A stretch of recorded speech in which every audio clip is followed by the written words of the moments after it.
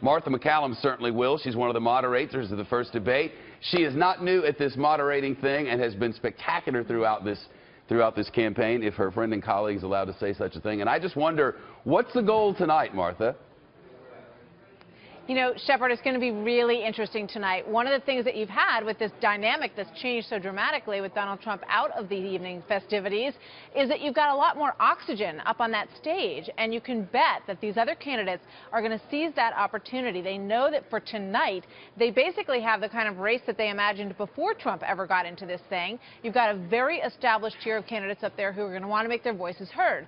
You also have this dynamic where you're likely to end up with, as we've said all along, a conservative and an establishment candidate. So Ted Cruz is going to be center stage. He's going to take that role, and it's going to be in many ways, I would expect, him against the rest of the world up there in some regards. But you also have to think about that second tier, because for them, Marco Rubio, what's at stake for him, right? He's third right now in the Iowa polls.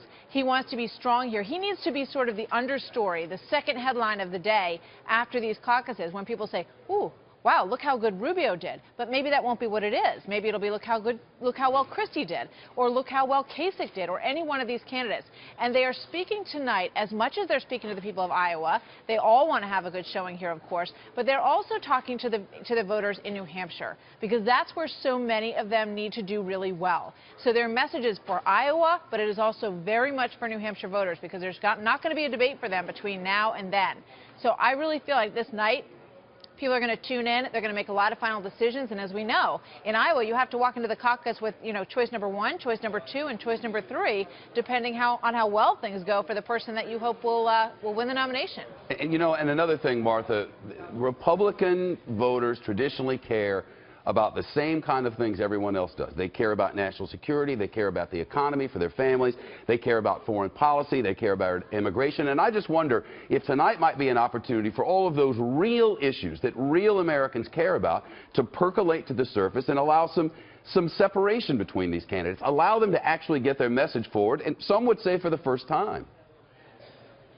And you know what, Shepard, they will be. I can guarantee you in both of the debates tonight, we're, 99% set on our questions. We were just up in the meeting room doing a few tweaks and last-minute changes to some of these questions based on some of the things that have been happening.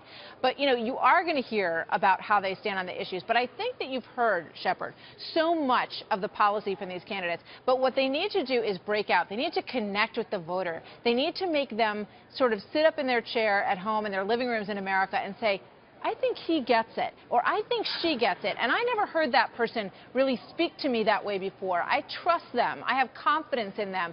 That's the barrier that needs to be crossed now for these people, because everybody has a pretty good sense of where they stand policy-wise, but if you were to be in the office and you were confronted with these different situations, how would you handle them? And that's, I think, what is going to, those are the sound bites that you'll be hearing and watching again and again tomorrow and the next day, and you'll be reporting on.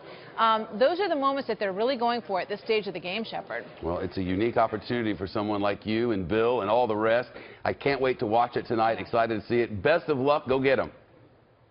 Thank you, Shep. You Good bet. to see you, Shep. Thanks. Good to see you, too. Martha, of course, and her TV partner, Bill Hemmer, will host the first debate. That's 7 o'clock Eastern Time, 6 o'clock in Iowa. Then Brett Baier, Megyn Kelly, and Chris Wallace will moderate the prime time showdown. That's 9 o'clock for us poor East Coasters, but it's 8 o'clock in Corn Country, 8 o'clock tonight, only on Fox News Channel, America's choice for news and information on cable, a decade plus running.